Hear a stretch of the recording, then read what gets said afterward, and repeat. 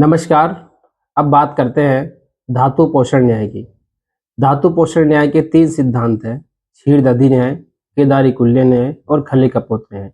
पहले बात करते हैं क्षीर दधि न्याय की। क्षीर मतलब दूध और दधि मतलब दही।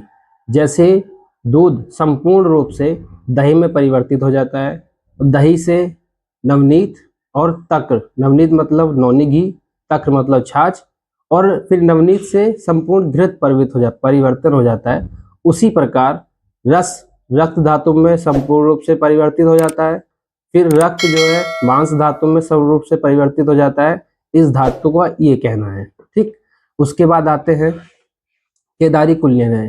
केदारी का मतलब एक क्यारी, जैसे खेतों में छोटी छोटी क्यारियां होती है, केदारी मतलब क्यारी, और कुल्य मतलब नाली।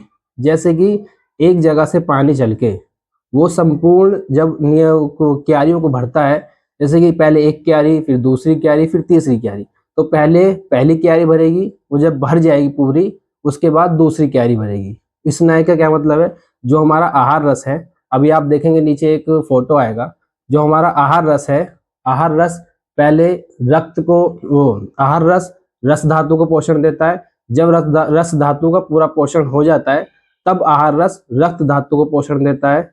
फिर उसके बाद चलते चलते अंत में जाके आहार रस शुक्र धातु का पोषण करता है। 2 न्याय कंप्लीट हुए। तीसरा न्याय है खले कपोत न्याय। खले मतलब खलियान, कपोत मतलब कबूतर। जैसे खुले खलियान में कबूतर के लिए दाना डालते हैं, तो सभी कबूतर आते हैं, वहां दाना खाते हैं और अपने अपने स्थान पे चले जाते हैं।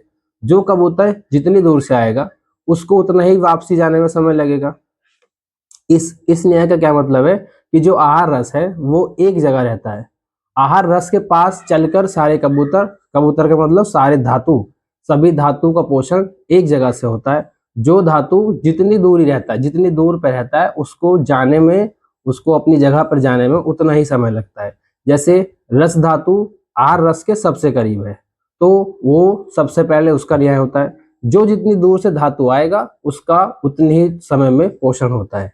तो आहार धातु पोषण न्याय तीनों ये हैं। अभी एक धातु पोषण न्याय बचा है। अगर आप में से किसी को पता है कि वो जो लास्ट का बचा हुआ है चौथा, मैंने 3 बताए लेकिन होते 4 है, 4 की गिनती नहीं होती है, लेकिन किसी को चौथा अगर धातु पोषण न्याय पता है तो नीचे कमेंट में जरूर बताएं। धन्यवाद।